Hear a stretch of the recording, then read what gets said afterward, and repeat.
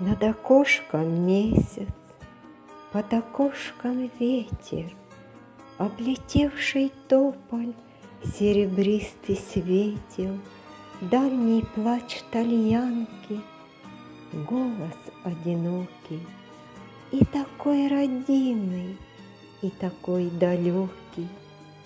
Плачет и смеется песня лиховая.